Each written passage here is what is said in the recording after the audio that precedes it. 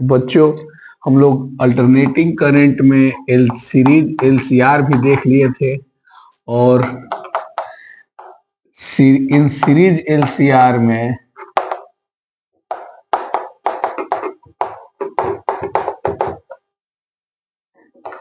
जब एक्सएल और XC equal होता था तो इस कंडीशन को हम लोग क्या कहते थे, रेजोनेंस। ठीक है, और रेजोनेंस के बारे में हम बताए थे, रेजोनेंस का मतलब क्या होता है, मिनिमम रेजिस्टेंस मैक्सिमम करेंट, ये पढ़े थे ना हम लोग। तो आइए उसके बारे में और बता दिए थे कि रेजोनेंस में फ्रीक्वेंसी, रेजोनेंस फ्रीक्वेंसी होता है, और एंगुलर भी उसका लीनियर फ्रीक्वेंसी बता दिए थे। तो कुछ ऑब्जेक्टिव पॉइंट ऑफ व्यू से प्रॉपर्टीज ऑफ रेजोनेंस हम लोग देख लेते हैं।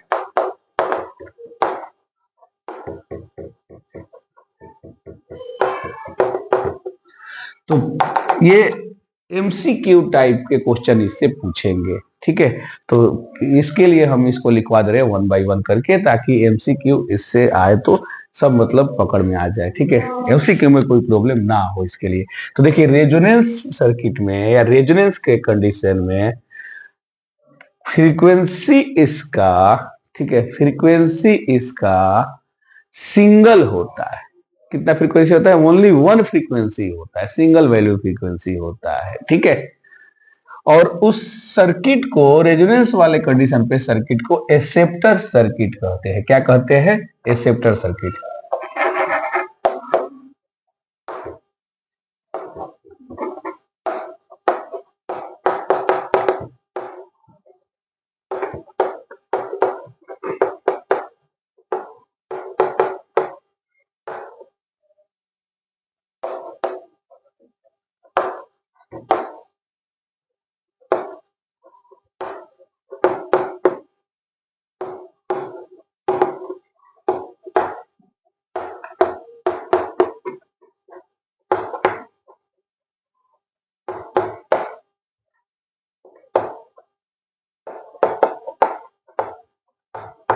ठीक है। सेकेंड, रेजोनेंस में फ्रीक्वेंसी के बारे में जानने के बाद करंट और टोटल रेजिस्टेंस यानी इंपेडेंस के बारे में जानते हैं। फ्रीक्वेंसी तो जान गए, सिंगल होगा, ठीक है, एक ही उस समय रेजोनेंस कंडीशन में सिंगल फ्रीक्वेंसी होता है। अब देखते हैं इसके करंट। तो रेजोनेंस में जब रेजिस्टेंस मिनिमम हो जाएगा तो करंट क्या होता है, मैक्सिमम।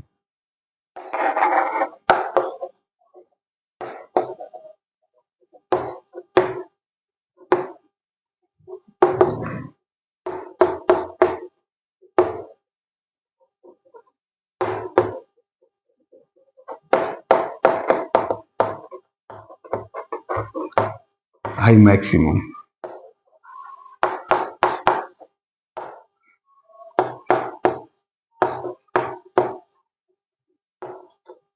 इंपेडेंस क्या हो जाएगा,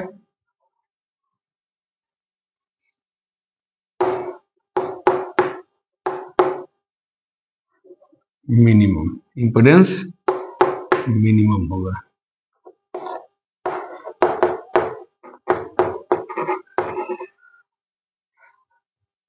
मिनिमम है करंट मैक्सिमम और इंपेडेंस मिनिमम। क्या होगा इंपेडेंस, तो under root R square plus XL minus XC का होल स्क्वायर। अब दोनों इक्वल है तो आर स्क्वायर प्लस 0 का होल स्क्वायर। तो जेड कितना बन गया, आर, और ये जेड क्या है, मिनिमम, ठीक है। देखिए केवल आर है तो सर्किट क्या हो जाएगा, सर्किट इज कॉल्ड या बिहेवियर, सर्किट बिहेव्स लाइक, ये ज्यादा बेटर है ना, सूट कर रहा है, behaves like purely resistive circuit, ठीक है, प्योरली रेजिस्टिव सर्किट जैसा बिहेव करता है।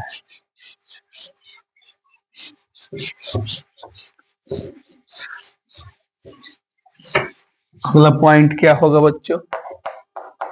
अगला पॉइंट होगा phase difference phi. tan phi कितना होता है?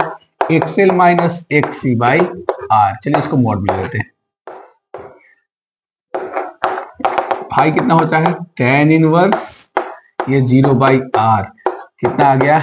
tan inverse 0। tan इनवर्स 0 का वैल्यू 0 ही होता है, यानी फेज डिफरेंस क्या हो जाएगा?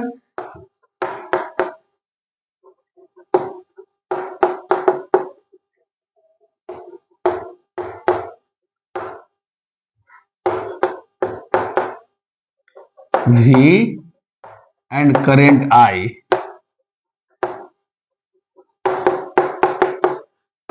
इज 0, यानी दोनों सेम फेज में लाई करते हैं। ये वोल्टेज है तो ये क्या हो जाएगा?